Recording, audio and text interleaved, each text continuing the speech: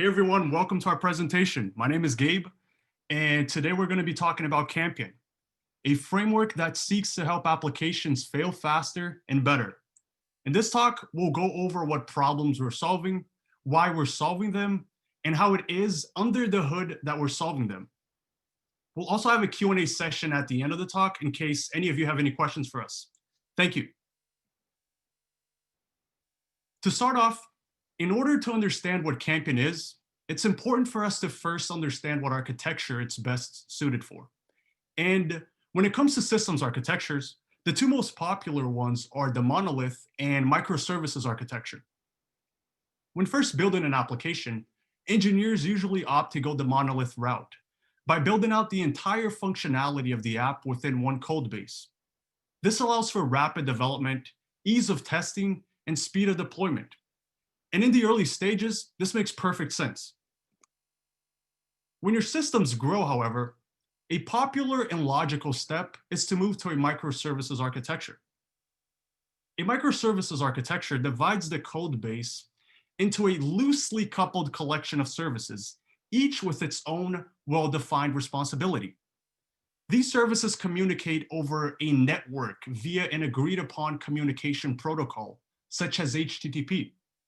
From the user's perspective, it's just as if the entire application was hosted on one server. But in the background, we have all of these services separated and communicating with each other over the network. The benefits of microservices include ease of scaling, the ability for teams to release updates or patches independently without the need for company-wide coordination, and localization of bugs or outages to only the offending services. Campion is a framework specialized for a microservices architecture. While a microservices architecture offers many benefits, it also comes with its own share of drawbacks. As can be seen in the diagram, all of the services are connected and communicate with one another through the network, as signified by the arrows. The issue, however, is that network communication introduces a multitude of potential problems, given that the network is inherently unreliable. It adds latency to the communication between services, and that bandwidth, the maximum rate of data transfer through a network path, is not infinite through this network. What happens then when this link between service A and service B is not working? What happens when service B attempts to communicate with service C, but service C is not working? These are all problems that we have to be cognizant of as we move away from a monolith into a microservices architecture. It's also important to highlight the fact that the way in which services communicate with one another varies greatly. When services communicate with one another synchronously, they wait for a response from the service they're communicating with, and will hold back further execution until they receive a response. In the diagram, service A is communicating with service B. It then stops execution and waits for a response from service B. Once that response arrives, service A continues with its execution. In other words, synchronous communication couples services together. A real-world example would be if you entered your login information into a site and had to wait a few seconds for the site to verify your information before allowing you to proceed. On the other hand, when services communicate asynchronously, they don't wait for a response back in order to proceed with further execution. In a distributed environment, as can be seen in this example right here, this is often done through the use of a queue, with services sending commands and events to the queue and not waiting for that particular task to be completed before proceeding. In other words, asynchronous communication decouples services. An example in the real world would be if you checked out in an e-commerce site and the site told you that they would send you your order status and confirmation to your email at some later date. Now that we know how services communicate with each other, let's talk about failure, because it's an inevitable byproduct of microservices and systems in general. Let's start off by exploring what happens when a service fails in an asynchronous environment. As we saw in the previous slide, When services communicate asynchronously, the calling service continues with its execution, and whether or not the task that it's submitted to the queue gets accomplished or not, it doesn't really care, right? So it's business as usual. Therefore, if there is a failure in service B, who is waiting for an event to be added to the queue, service A won't be impacted by this failure because it doesn't necessarily care when the task gets submitted to the queue gets completed. Synchronous communication, on the other hand, is vastly different in terms of its destructive abilities. As we can see in the graphic, service A has made a synchronous call to service B, but it's not receiving a response. And the reason for that could be because service B has failed or because there was a network partition somewhere. In this case, service B has failed, but regardless of what occurred, all that service A really cares about is a response, and it's not receiving one. So as we can see, a failure in a service that is synchronously called cripples the calling service. Campion aims to do something about this problem of how to deal with failures that occur in services that are called synchronously. To recap, we've learned that both the network and services fail, and that failures in a synchronous environment open up a variety of issues. What we haven't yet learned about is the exact ramifications brought about when the network or services fail in the real world. We don't know what that looks like beyond the theoretical level. So let's run through a few scenarios so that we understand why any of this is important in the first place. Let's go on this journey with Mark, who's currently trying to access carparts.com, but all he sees is this loading spinner, and after a few seconds, he begins to lose hope that anything is going to show up. What could be the problem here? Well, if your site has a dependency that has failed, and your users try to access your site while this failure is occurring, the page never loads. A terrible experience that can impact a company's bottom line. What Mark is aware of is that behind the scenes, there's a content loading service that is in charge of displaying the entire site. The content loading service then makes a synchronous request to another service called the image processing service that is responsible for fetching images and processing them. The image processing service, however, has failed, which is causing the content loading service to have to wait for a response that is never coming. Now, the content loading service is receiving multiple concurrent requests from other users who are also attempting to access the site, causing it to be inundated with requests. Soon enough, the failure of the image processing service will cause the content loading service to fail. As we've seen from the previous slide, a failure in one service can lead other services to fail too. In this scenario, a failure in service D has caused service C's resources to be overutilized, as service C's requests wait for a response from service D that is not coming. So service C has failed. This failure of service D has now led to the failure of service C, and the failure of service C has now led to service B being tied up, waiting for a response and consuming resources. The failure of one service has now set off a chain reaction that's formerly known as cascading failure. Now, every other service that synchronously calls another service that's failed is also going to fail. As we can see in the diagram, service B is also going to fail, and that's going to lead service A's resources to be tied up. And as you've probably already guessed, service A too will fail. So this highlights the fact that in a synchronous environment, the impact of a failure in one service will ripple to other upstream services, leading them to fail as well. So far, we've seen Mark unsuccessfully attempt to access the car parts content, and he's going to be left with an infinite loading spinner. We've also seen how the failure of the image processing service has begun cascading into the content loading service, but that's not all. The image processing service's problem has now been fixed, and this service is currently attempting to bring itself back up, but because it has been and continues to be bombarded by new requests from the content loading service, its attempt to restore normalcy is doomed. So a failure in one service can not only cascade into other upstream services, but it can also impede the failed service from bringing themselves back up. What seemed like an innocent spinner on a website was actually an architecture that was ill-prepared to handle failure. This led Mark to take his business elsewhere.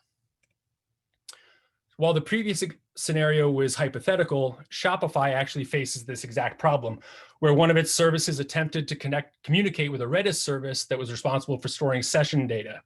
But when the session database service was down, it led to the overutilization of the services that depended on it, and that resulted in an unacceptable customer experience.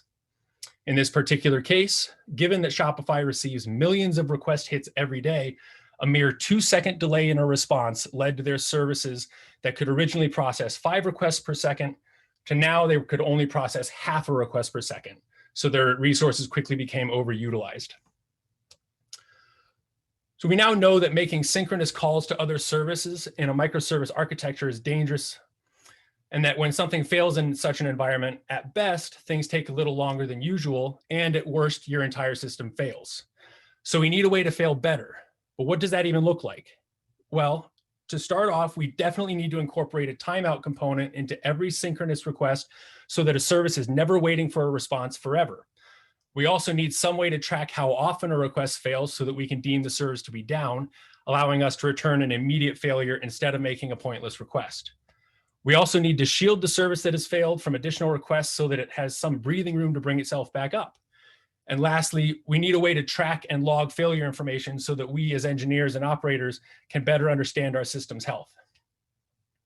So now that we understand the problem and what we need to do to tackle it, I will introduce the design pattern that combines all of these strategies, the circuit breaker. The circuit breaker pattern was popularized in 2007 in Michael Nygaard's book, Release It. It's one of many of what he calls stability patterns, which are designed to help lessen and contain the effects of failure in a distributed system. Preventing failure is a fool's errand. The best we can hope to do is to handle that failure gracefully. The circuit breaker combines all of these principles that I just talked about, and it provides an effective failure mitigation strategy. So what exactly is a circuit breaker? Well, it works the exact same as an electrical circuit breaker. A switch is inserted in between a component and the rest of the system. In electrical systems, it's a circuit being isolated, but in an application, it's a service. If the isolated component fails, the switch flips, opening the circuit and severing the connection between the failed component and the rest of the system. This does two things. On the system side, it contains the failure and allows the system to continue functioning in some capacity, while on the service side, it allows the failed service to catch up or heal without the pressure of continual input. To see exactly how the circuit breaker pattern works, we'll revisit this diagram of a synchronous failure, this time with a circuit breaker inserted between the two services. Now, service A's request to service B is passed through the circuit breaker. Because service B is down, the circuit breaker has flipped open and is able to return an immediate response to service A. This allows service A to continue execution rather than waiting in vain for a response from service B. Now, I've mentioned a few times now that a circuit breaker flips to protect a service. Exactly how it flips and how it knows it should flip is really the heart of the logic behind the circuit breaker pattern. When the protected service is healthy, the circuit breaker is closed and network traffic is allowed to pass. In this state, the circuit breaker is paying attention to every request and whether it succeeds or fails, depending on how long it takes to receive the response and what status codes it gets back. If the request is successful, nothing changes and everything works as normal. If the request fails, however, the circuit breaker checks to see if the number of recent failures is within a user-defined threshold. If it is within the threshold, it logs the new failure and continues on in the closed state. Once the threshold for allowable failures is reached, however, the circuit breaker flips open, severing the connection between the system and the service, which is now considered failed. This also initializes a cooldown period during which no traffic is allowed to pass. During the cooldown period, any incoming requests are returned immediately to the system with a failure response, and the state of the circuit breaker remains open. The cooldown period gives the failed service time to catch up and self-heal without having to address any new input. After the cooldown period expires, the circuit breaker flips to an in-between state known as half open. If there are any electrical engineers in the audience, the half open state is very similar to a recloser in electrical systems. In this state, only a few of the incoming requests are allowed through in order to test the health of the downed service. If the request is not allowed to pass, if it's not a test request, then an immediate failure response is sent back to the system. If a number of the test requests are successful, the circuit breaker considers the service to be healthy again and it recloses the circuit. If those test requests continue to fail, however, the circuit flips all the way open again, resetting the cooldown period, cutting off all of the traffic from the failed service, and returning an immediate failure response for every request. This open to half open to open cycle will continue until the service is operational again. Earlier, I mentioned that the circuit breaker pattern is only one of many stability patterns that help a distributed system address failure. So why choose a circuit breaker rather than one of the other patterns? First, the circuit breaker pattern already leverages two popular patterns, timeout and fail fast. While both of these patterns have their individual uses, they're all the more effective if you combine them.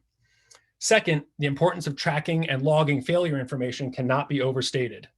When a developer is trying to diagnose a failure in a system, any and every scrap of information is valuable. A circuit breaker actually gathers this exact information over the course of its normal operation. Finally, in what might be the most attractive to the developer, the half-open state enables the connection to the service to self-heal. This auto-recovery feature is unique to the circuit breaker pattern, and it prevents the developer from having to manually reset a connection to a service after that service is back up and running. Existing circuit breaker implementations can be sorted into two major types, libraries and service meshes. Each type, of course, has its own pros and cons. The library implementation injects the circuit breaking logic directly into the code base of the service that's sending the request, usually as a class that wraps around the request being sent. The fact that the circuit breaking code is a part of the application code base is a major advantage because it means there's no added infrastructure, which means there's no latency added to the request. Also, libraries are easy to implement in smaller code bases. Usually it's just a matter of importing a package, reading the documentation, and updating your code. However, this means that the circuit breaker is embedded in the code itself, which tightly couples the circuit breaking logic with the rest of the application. This can make refactoring and debugging difficult. Also, an imported library doesn't scale easily. The developer has to write the code that protects any additional services. And this challenge is exacerbated by the fact that libraries are language specific. A circuit breaker library built for Ruby won't work on a service built in JavaScript, meaning that every new language that needs a circuit breaker also needs its own library to be imported, learned, and implemented. Finally, libraries are designed for internal services and aren't a great choice for connecting a website to an external API. The other way to inject a circuit breaker into your system is through a service mesh. Briefly, a service mesh is an infrastructure layer that facilitates communication between services. Essentially, a service mesh sets up a proxy server in front of every service, and while the service itself does the processing, the proxies are in charge of the communication between services. Metric and debugging logs, as well as any required config data, are kept in a separate layer called the control plane. For systems that already incorporate a service mesh, implementing a circuit breaker is simply a matter of configuring the circuit breaking functionality that comes standard for most service mesh providers. Adherence to the standard design principle of separation of concerns is one of the advantages of using a service mesh, as the circuit breaking logic is removed from the service code base entirely. Because the circuit breaker is connected to the service mesh's control plane, the management, config, and the logging of multiple circuit breakers is centralized and can be managed in one spot. Finally, service meshes offer myriad features other than circuit breaking, ranging from additional stability patterns to load balancing and automatic retry logic. Those additional features come at a cost of complexity, however. Implementing a service mesh circuit breaker means configuring an entirely new infrastructure layer and can even require the developer to learn new frameworks.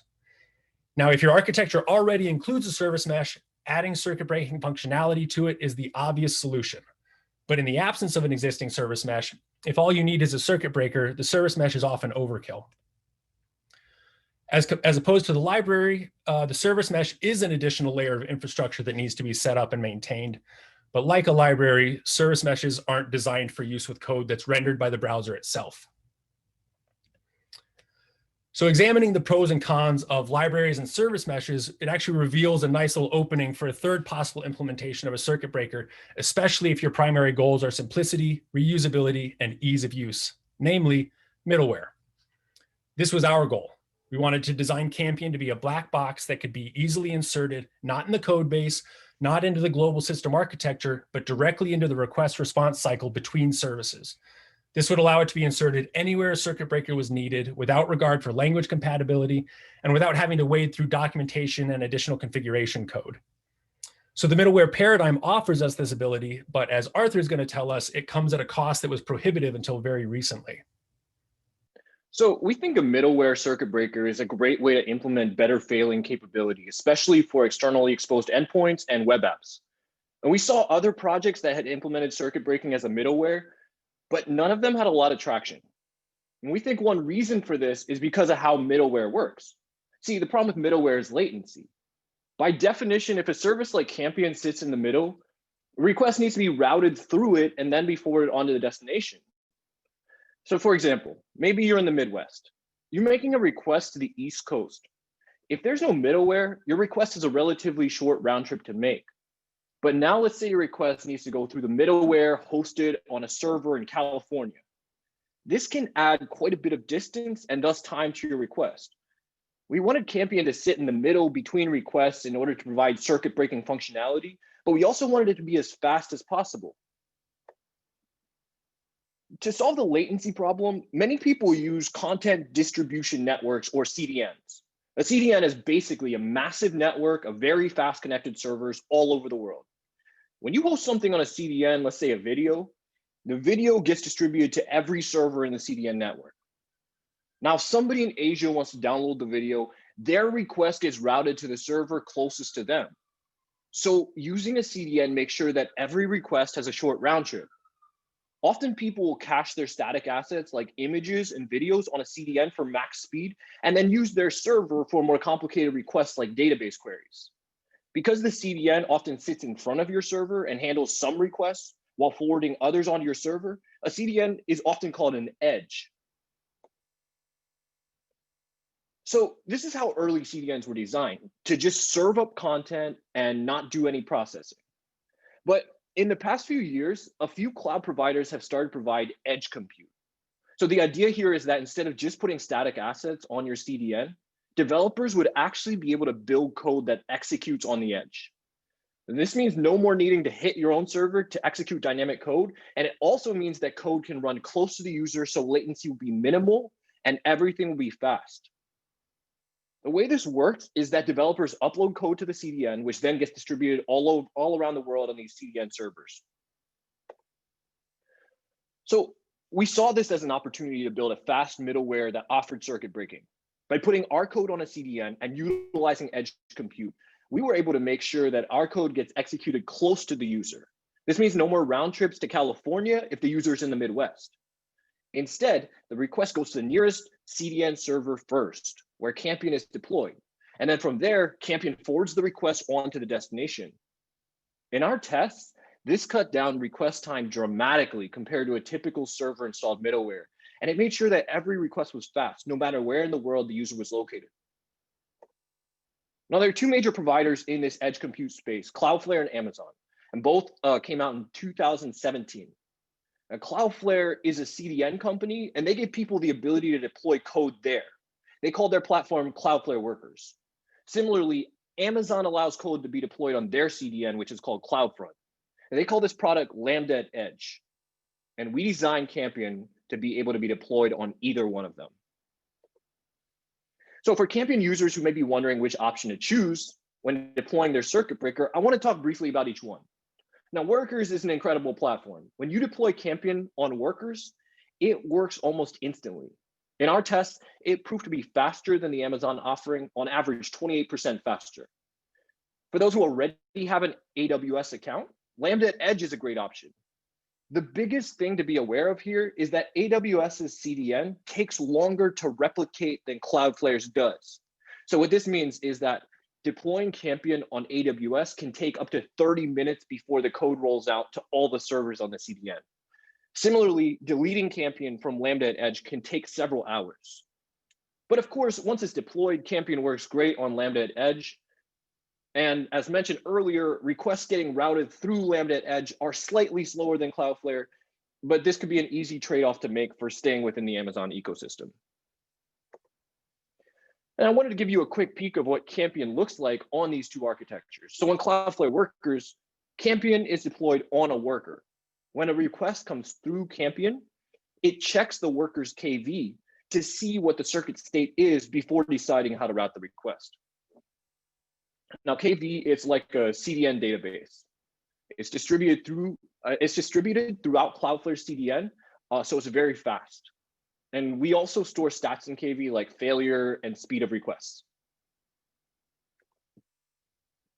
On AWS, Campion lives in a Lambda that is deployed to the CloudFront CDN. So here we store the configuration, logs, and circuit state in DynamoDB, Amazon's cloud database. And here again, all stats are kept in a database so that a user can access them in order to see the status of their services. Before we get to take a look at Campion, let's figure out where Campion fits. So as Ben told us, libraries provide a feature-specific way to do circuit breaking without adding new infrastructure, but they can quickly become difficult to manage when the code base grows and services get written in different languages. If you want one place to manage your circuit breaking and you don't want to add anything to your code base, you could do that with Campion, and you could also do that with service meshes. But service meshes bundle in a lot of other functionality that not everyone needs or wants, and they can be really difficult to install. Campion is easy to install and add to your code, and we work with any language. And because we wanted to be able to use Campion in front-end web apps and external APIs, we deployed it to the edge. That means that if you want circuit breaking for internal private services that aren't exposed to the internet, we are not the right fit for you. But if you want to add circuit breaking to your web app to make sure it's protected from failing dependencies, Campion makes that easy. To recap, we do add more infrastructure to a system than a library, but we do so with a great deal less complexity than a service mesh. So now let's take a look at Campion. We ship with a command line tool and an in-browser front-end app. With a single command, you can easily deploy a circuit breaker and get started in seconds. Like we mentioned before, we offer a central place to manage all your circuit breaker settings and endpoints, and we give you great metrics about the status of your services. So let's dive in here. To set up a circuit breaker, all you have to do is type Campion add or Campion AWS add. We walk you through adding a new service. You enter the URL and the name of your service, and we ask you specific questions about how to tune your circuit breaker. If you're not sure, you can accept our sensible default settings. And as you can see here, the process completes within seconds. We give you a new URL at the end. This is the URL that you will add to all your code, wherever you make requests to your service. It's that easy. Any requests you make to the URL we gave you will have full circuit breaking protection. If your service is overloaded, we fail fast. If your service is healing, we gradually ramp up traffic again as soon as it's healthy. Let's take a look at what this looks like. So here you can see a side-by-side example of the same service, but only the one on the right is protected by Campion. It looks like our account service is down. When we try to do a simple GET request on the left, our terminal is frozen waiting for a response. On the right, you can see almost instantly a failure response sent back by Campion, telling us the circuit is open. In other words, Campion realized the service was down and has flipped the circuit to open, deflecting all traffic from the endpoint. And while we only tested GET here, Campion works with all request methods like post, put, and delete. So let's try something else. Now I've already added my service that I want to protect here. I've named it Get Restrooms List. And this is a public API from Refuge Restrooms, which is a great service that provides location data for safe public restroom access for transgender people. The circuit is currently closed. Just to remind you, that means the service is available to all traffic without the circuit breaker interfering. Now, if I want to test it, I can flip it to open, half open, or forced open. Remember that open will block all traffic for a defined interval, in this case, 10 seconds. Forced open is a developer testing tool that will block all traffic indefinitely until the breaker is flipped back manually. Half open will let a percentage of the traffic through. So in this example, I'll use flip to test out my circuit breaker. Now I want to switch it to open. in order to block all traffic. Okay, great. Now that the status is open, notice how the service immediately returns a failed response telling us the circuit breaker is open. After 10 seconds, we expect the circuit breaker to automatically flip to half open, letting some of the traffic through, and it does. And now that some of the traffic has gone through successfully, the circuit breaker will decide to flip back to closed, which it again does automatically, and our service is available again. We think that one of the great things about the way we implemented Campion is that the user now has one place to check the status of all their services. So as you can see, we built a beautiful dashboard using React and Redux, which quickly shows you the latest information about your services. From here, you can drill down into the metrics of any individual service, view the configuration, and see what the status is of the circuit breaker. And this is just a great way to display information that in ways that we couldn't do through the command line on the terminal. Now, as you saw earlier, when we added a circuit breaker, there are many settings that users can fine tune to make sure their service is running smoothly and the circuit breaker is flipping at the right time. Depending how many requests you get, tweaking these options can make a huge difference in the utilization of your services. As Gabe talked about earlier with the example of Shopify, we wanted to make it easy for people to see and configure their settings in one place. And along with protecting services, another big reason to use a circuit breaker is to provide an easy way to view the health and status of your services. We implemented metrics in Campion to do just that, give people a way to see what's happening with their endpoints. Because all requests flow through Campion, we're able to time how long a request takes and assess the health of the destination service. And that's Campion. It's an edge deployed middleware circuit breaker with a command line tool and a front end for stats. With more time, we'd love to add more features to the front end, including all the functionality currently only available on the command line. We'd also like to do more work on improving metrics, including storing them long-term. And finally, we'd love to add email notifications so that you know instantly when your service goes down and the circuit breaker flips. And if you have any questions, we'd love to answer them at this time. Great. So it looks like we got a question in by Terrell. And the question is, are there any other solutions on the market for this? And yes, so we, as Ben explained earlier, there are quite a few library implementations of circuit breaking, and there are also service mesh implementations, but we thought that there was a nice opening for a solution that could fit right in the middle, not be a library and not be hindered by a library, but also not be overkill like service meshes oftentimes are if you're just trying to implement circuit breaking functionality. There is a direct reference to a circuit breaking middleware similar to ours by a company called, I think, Kraken D, but even that's only available through their gateway, through their API gateway. It's sort of a function of that. I don't know that you can get the circuit breaker similar to the service mesh. You have to basically configure and set up Kraken D on your in your infrastructure in order to get access to their circuit breaker. Great question, by the way. So it looks like Austin Miller has asked a question. Do you think CDNs will play an increasingly large role in web apps? In either way, what do you think about the future of CDNs? Arthur, do you want to handle that? Yeah, I can take this question. Yeah, we are absolutely excited about this space. We mentioned that Cloudflare Workers and Lambda at Edge are both only about 3 years old at this point, and the ability to be executing code on the edge is really an amazing opportunity, which is one of the reasons why we were drawn to this project. Yeah, people are starting to host more and more complex and exciting applications on the edge, and I think the next couple of years we're really going to be able to see some cool stuff coming in that space. For sure. And Catherine asked a question. Which part of Campion would you say was the most difficult to tackle? And I'll just answer my point of view on this really quickly. Trying to make Campion work for both Cloudflare and AWS was a rather interesting task because the APIs are vastly different, as you can imagine. And particularly on the Cloudflare side, where the way that they have their database, their key value store implemented, it's eventually consistent. And by nature, a circuit breaker has to be able to tap into the failure count really like quickly and have the most up-to-date count.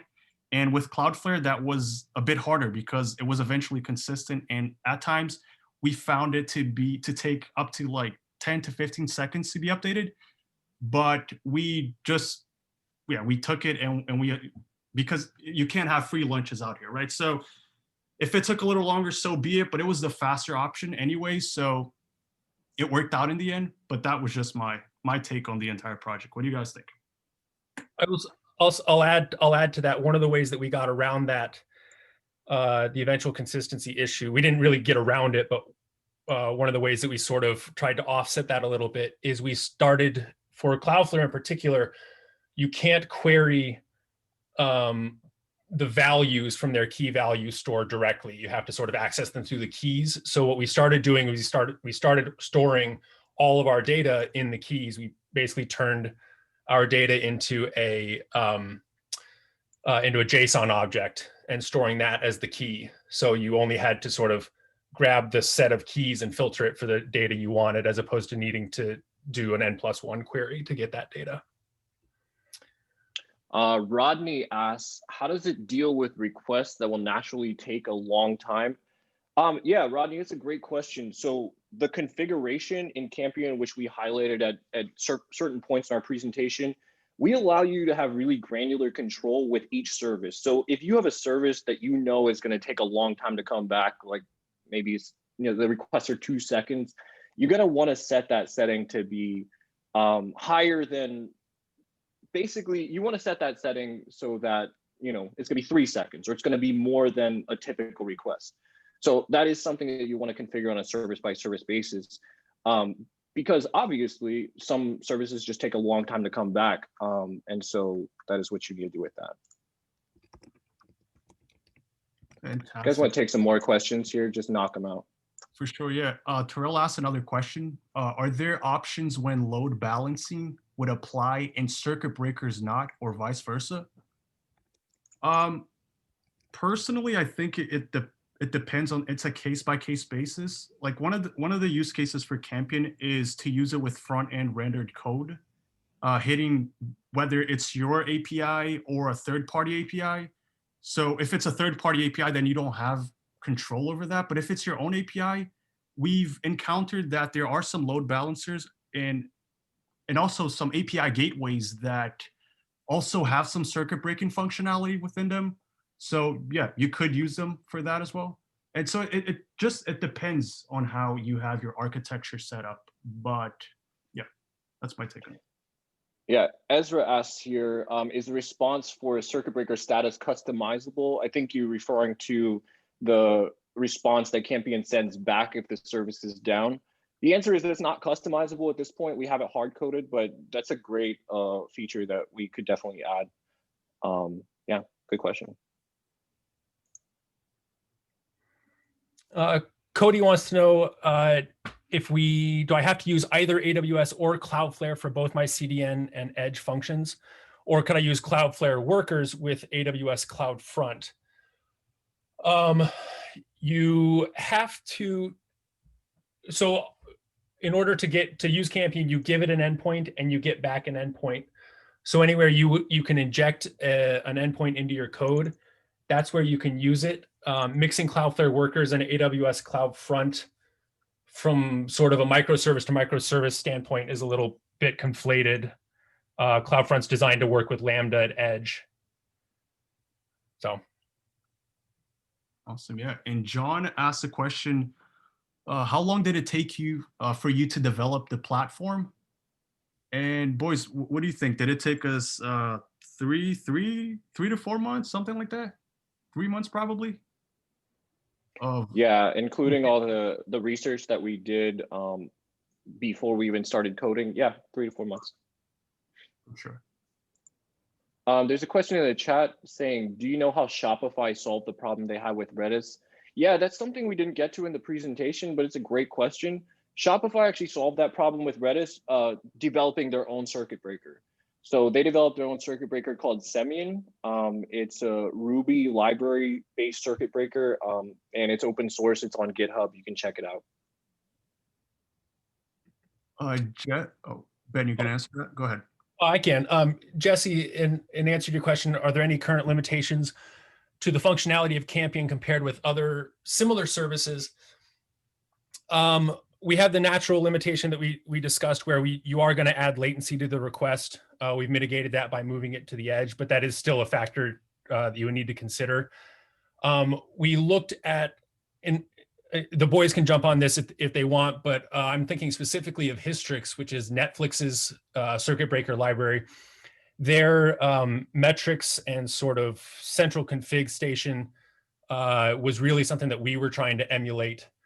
And I think we got as close as we were able to, but their GUI is really, really savvy.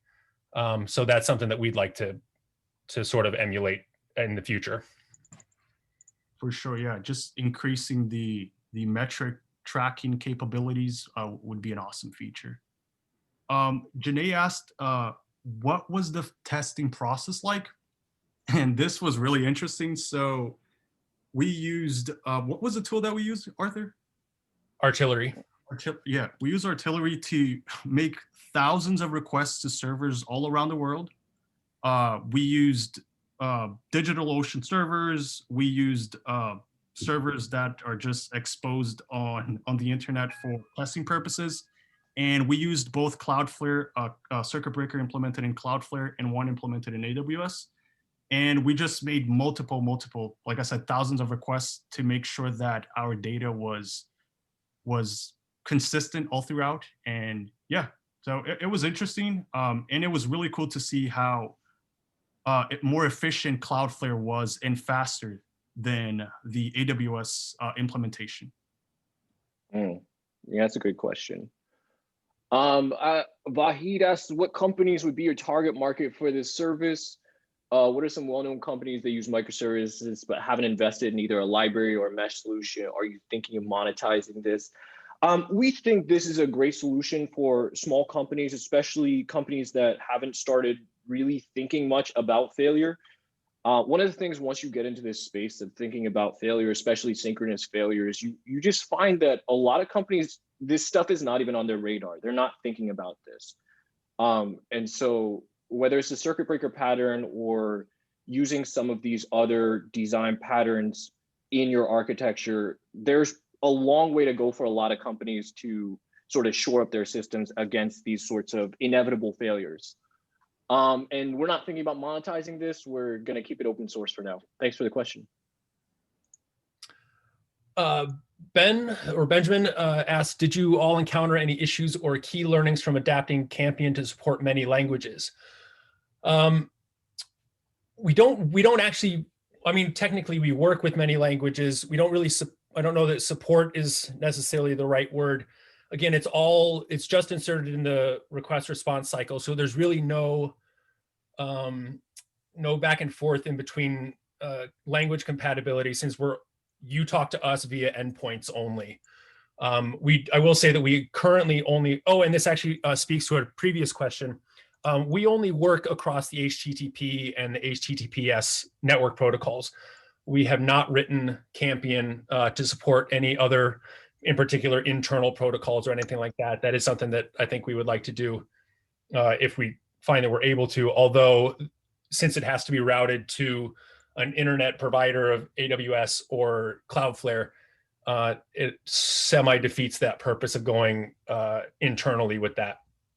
I will say, if you want to ask, or if you want to answer to key issues or key learnings from adapting Campion between cloud services, I will say that if you have to deploy an application if you're writing an application that deploys to many different services, particularly in the AWS ecosystem, I would recommend that you write your teardown code very soon after your setup code, because if you, let's say you set something up and then you realize that you have to try that again because something went wrong, you then have to click through 4 or 5. You have to go find your setup, your deployment in like 4 or 5 different areas and undeploy it and then run it again and get an error message that it was still deployed somewhere you forgot.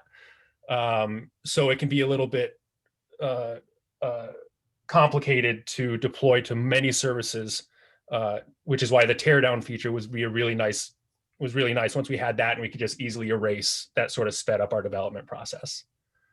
So true. Yep. Rodney asked, can you tell us about security concerns, if any, that you had to consider and how you dealt with them? So the beauty of using Cloudflare and AWS is that they themselves handle like all of the security concerns, pretty much a lot of it, and we don't have to necessarily worry about it. And the fact that we're acting as a reverse proxy to your architecture, so we're sitting between the request response cycle, and we're not doing any processing on what information you're requesting, allows us to just keep things pretty simple and not have to go into the weeds about how to secure things. And we're also, and if you're worried about security, you're probably going to be using HTTPS as well. So it's going to be encrypted to us, and then we're going to be using HTTPS to communicate with your externally exposed API. So yeah, we didn't have to think a whole lot about it. Yeah, good question. John asks, what languages and tools did you use to develop the platform? We built the core product using JavaScript. We're all pretty big fans of JavaScript around here, and it just makes it really easy to both build a package, deploy a package. There's a lot of other great tools out there that build on JavaScript too.